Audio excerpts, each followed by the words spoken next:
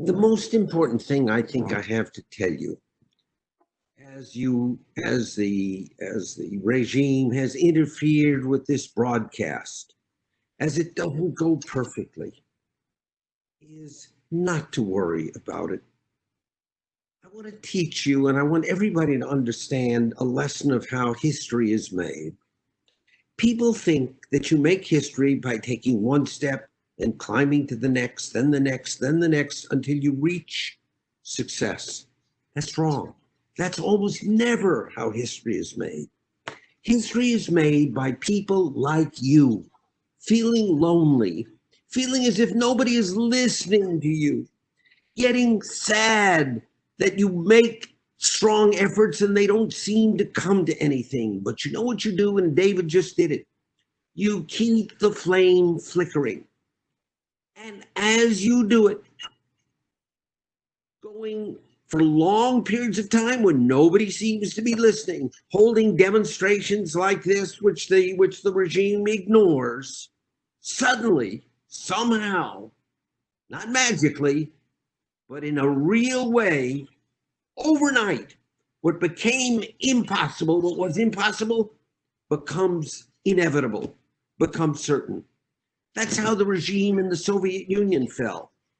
That's how all great revolutions take place. And when they take place, the people who make it happen are people like you, struggling with broadcasts like this, worrying that nobody's listening to what you have to say.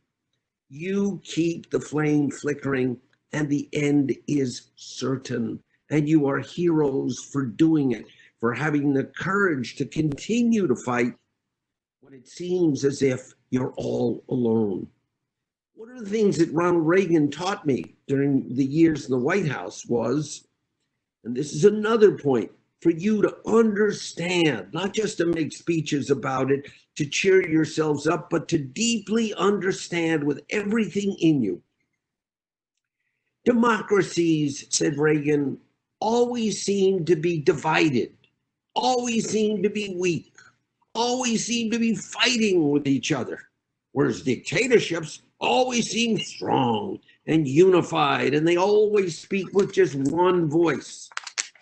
Don't ever be confused, said Reagan, about that seeming difference, because democracies are strong and they adapt to change, whereas dictatorships at the core are weak and fragile and fall overnight, as I've just said.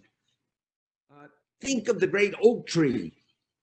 It stands as stronger and taller than any other tree, but then a strong wind comes along and this great tree is the first to fall. And when you look at the root of the oak tree after it's fallen, it's as if this great tree is held to the ground by shoelaces. The roots are really not strong. And that's the lesson.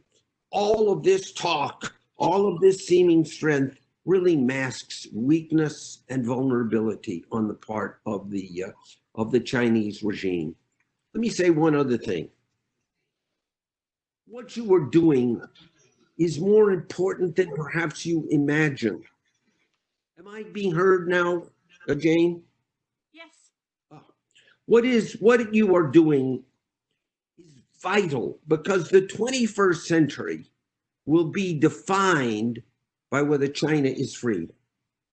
If China is a dictatorship, the 21st century can be more bloody than the 20th century has been.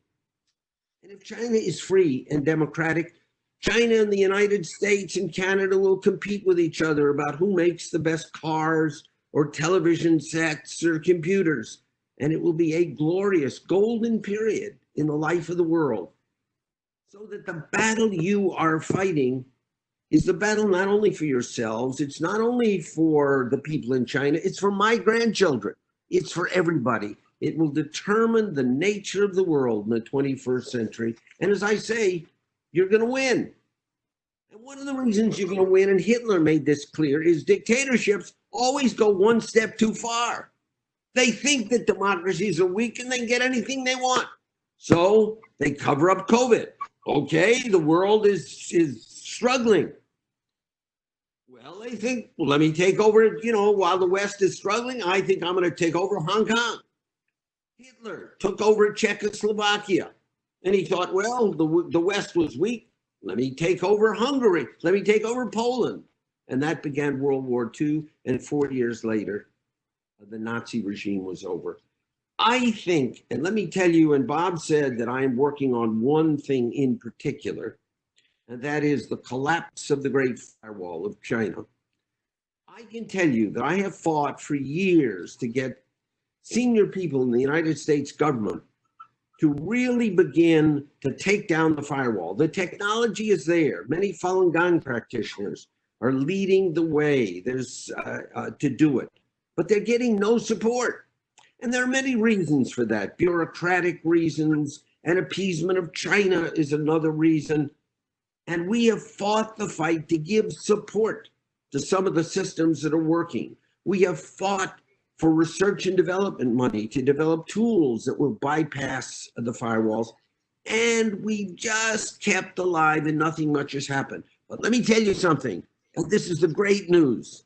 And this is going to be, I will tell you, I do believe that Xi Jinping is going to regret what he did in Hong Kong, not because of the economic sanctions that the president announced, but because I think it has created, and I can tell you, it has created strength and unity within Washington to tear down the firewalls. How important is that? Don't take my word for it. Hu Jintao said, if I cannot maintain the purity of the internet, is what he called it, I cannot maintain the stability of the socialist regime. They understand dictatorships survive because they control and isolate their people. But think about whether people in China have the complete freedom to discuss what they want with you and with me. At that point, and again, don't take my word, Xi Jinping said it, Hu Jintao said it. At that point, the power of the regime begins to disappear. Now, let me tell you the good news further. Within, right now, as we speak, there are senior people in the United States government that are drafting up plans to begin for the first time to apply tens and maybe hundreds of millions of dollars to projects to tear down the firewall in China. And by the way, it'll tear down the firewalls in Iran and in North Korea and in Venezuela at the same time. The internet is a very disruptive instrument, but it is the instrument of freedom. It disrupts our life, but it destroys the regimes. That's the great power of the internet, and the regimes know it. Finally, senior people in the United States government are beginning to understand it. So we now have technology available that will allow anybody in a net cafe in Tehran to be no different from somebody in a Starbucks in Ottawa.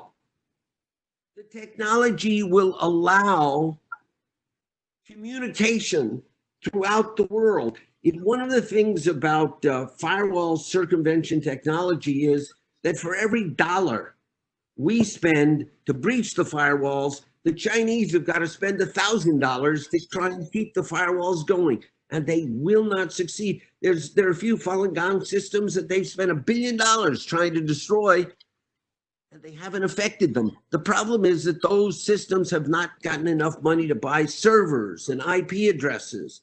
Well, that money is going to be coming. And here's what I think is going to happen. And maybe, if we keep working, will happen in a matter of months. There will be a prayer service in which 500, that begins in the United States, in some city in the United States, in which 500,000 house church Christians worship. The world will be a different place the day after that service.